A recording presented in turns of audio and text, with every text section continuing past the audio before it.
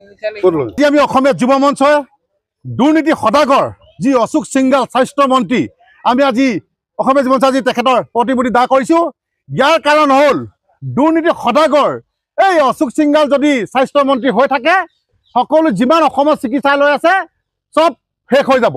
গতিকে আমাৰ ঠিক তেনেধৰণে আজি আমাৰ অৱস্থা হৈছে আমগুৰিত এখনেই চিকিৎসালয় আছে। ওচৰত কোনো তেনেকুৱা ধৰণৰ প্ৰাইভেট বোলে ডাঙৰ নাৰ্ছিং হোম আছে সেইটো কথাও নহয়। এখনে চিকিৎসালয় আছে য'ত নেকি দুখীয়া শ্ৰেণী মধ্যভোগী সকলো আমি ইয়ালৈ আহোঁ। আজি ইয়াত আহি পেলাই আপোনালোকে দেখিব যে ইয়াত কোনো ডক্টৰ নাই। গতিকে ইয়াত কোনো চাইল্ড স্পেচিয়েলিষ্ট নাই, গাইনিয় ডক্টৰ নাই, ICUৰ ব্যৱস্থা নাই, ব্লাড বেংক নাই, আল্ট্ৰাচাউণ্ড আছে কিন্তু আল্ট্ৰাচাউণ্ডৰ ডক্টৰ নাই। গতিকে আপোনাৰ আজি যাওক হস্পিটেলখন চাওক, যেতিয়া দেখিব যে ডক্টৰ ট্ৰিটমেণ্ট কৰি থাকে মমবাতি জ্বলাব লাগে যে ইয়াত এটা জেনেৰেটৰৰ ব্যৱস্থা নাই। গতিকে কেনেকুৱা পয়া লগা অৱস্থা হৈ গ'ল আমগুৰি হস্পিটেলখন। গতিকে ডাবল ইঞ্জিনৰ চৰকাৰ, সবকা বিকাশৰ চৰকাৰ আজি নিমাত কিয়? সৌখিদিনা মুখ্যমন্ত্ৰী ডাঙৰ ইয়ালৈ আহিছিলে, তেখেতে 300 বেডৰ এখন হস্পিটেলত ঘোষণা কৰিছিলে, কিন্তু 300 বেড নালাগে, এখন বেডো আজিলৈকে আমি দেখি পোৱা নাই, ইটা চপাৰ পৰা দেখি পোৱা নাই। গতিকে তেখেতে কি মিছা প্ৰতিশ্ৰুতি দি থৈ গুচি গ'ল নি?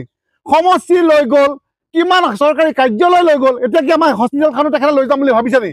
গতিকে ইমান মাহিয়া চকুৰে আমাৰ মুখ্যমন্ত্ৰী ডাঙৰীয়ে নাচাব বুলি আমি অসমীয়া যুৱ মঞ্চই আমি আহ্বান জনাইছোঁ।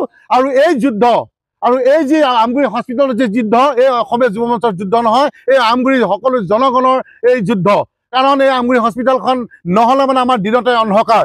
গতিকে আমি অসমীয়া যুৱ মঞ্চৰ লগতে আমি আমগুৰি ৰাইজৰ হৈ আমি অনুৰোধ জনাইছোঁ আমাৰ সন্মানীয় মুখ্যমন্ত্ৰী ডাঙৰীয়াক যে আমাৰ আমগুৰি চিকিৎসালয়খন আপুনি চাওক, আৰু যিয়ে 300 বেডৰ যি আপুনি এখন হস্পিটেল ঘোষণা কৰি থৈ গৈছিলে সেইখন এই স্থানতে আমি বনাবৰ কাৰণে তেখেতক আহ্বান জনাইছোঁ। কাৰণ ইয়াত এটা পলিটিক্সৰ এটা মেৰুদণ্ড সোমাইছে বুলি আমি গম পাইছোঁ। কিছুমান কমিশ্যন অংকত বোলে হেনো সেই 300 বেডৰ হস্পিটেলখন এতিয়ালৈকে এটা পোষ্টটো পুতা নাই বুলি আমি গম পাইছোঁ। বোলে জাগা চাই ঘূৰি ফুৰিছে। আৰে মানুহ মৰি আছে, তিলকে মানুহ মৰি আছে, তোমালোকে জাগা চাই ঘূৰি ফুৰিছা, এইটো কেনেকুৱা কথা?